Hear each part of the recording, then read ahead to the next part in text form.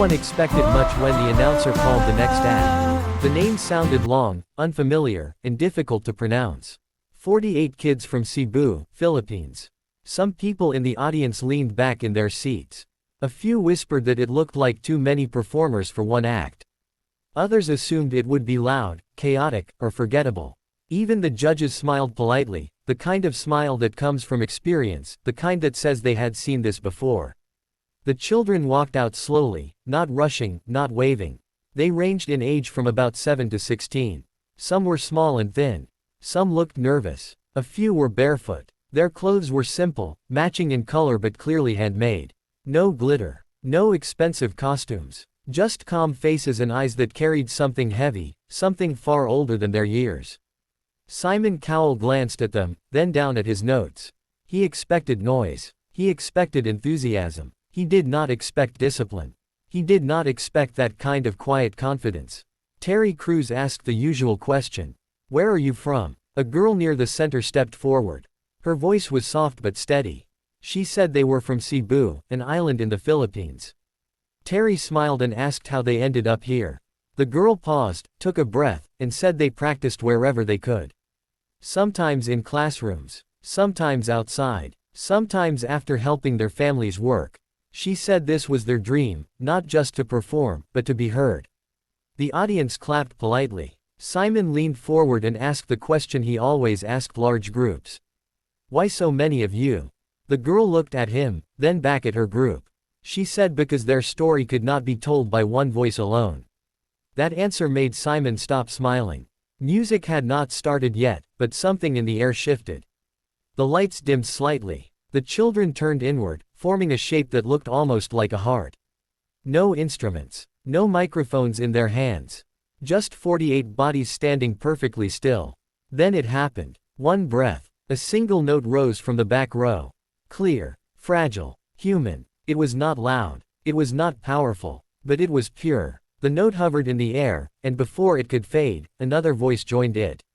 Then another. Then another. Layer by layer, sound began to build, not upward, but outward, wrapping around the theater like a living thing.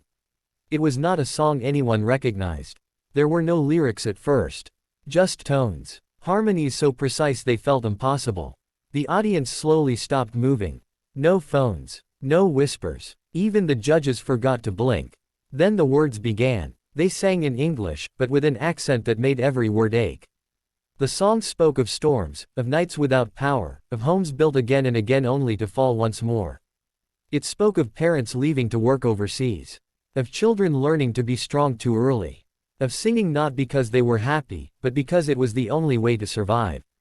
Halfway through the first verse, something unexpected happened. The youngest child, a boy no older than 7, stepped forward alone. His voice was thin, almost trembling. He sang one line. Just one. About waiting. About listening for footsteps that never came. The theater broke into chills. Simon Cowell's face changed. His jaw tightened. His eyes softened. He was no longer judging. He was listening. Then came the twist no one saw coming. The children stopped singing. Total silence. Not a sound. Not a breath. The kind of silence that makes people uncomfortable. The kind that forces you to feel. In that silence, the children began to move. Slowly, they raised their hands, each holding something small.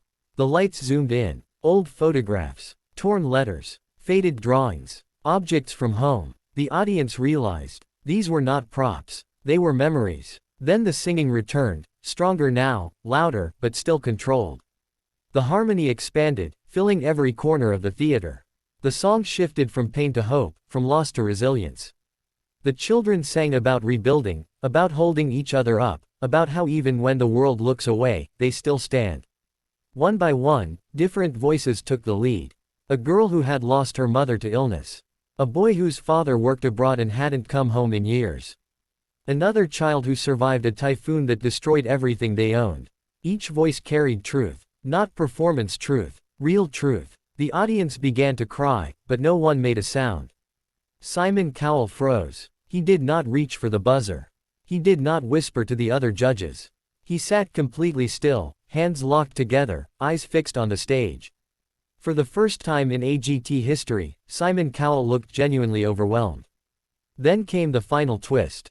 As the song reached its peak, the children slowly turned, facing the back of the stage. A screen lit up behind them. It showed footage from Cebu. Flooded streets. Broken homes. Children practicing under dim lights. Singing through power outages. Smiling anyway. The music softened. The children turned back to face the judges and the audience. The final line was sung by all 48 voices together. "We are still here." The last note faded. Silence returned. But this time, it was different. It was sacred. No one clapped. Not because they didn't want to, but because they didn't know how to break the moment.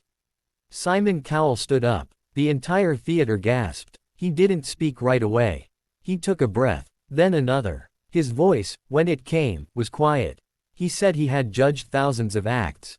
He said he had heard perfect voices, flawless performances, and massive productions. But he had never experienced something that made him forget he was on television. He said this wasn't an audition. This was a reminder. Before anyone could react, he reached for the golden buzzer. When it slammed down, gold erupted from the ceiling. The children didn't scream. They didn't jump. Many of them didn't even understand what had happened at first.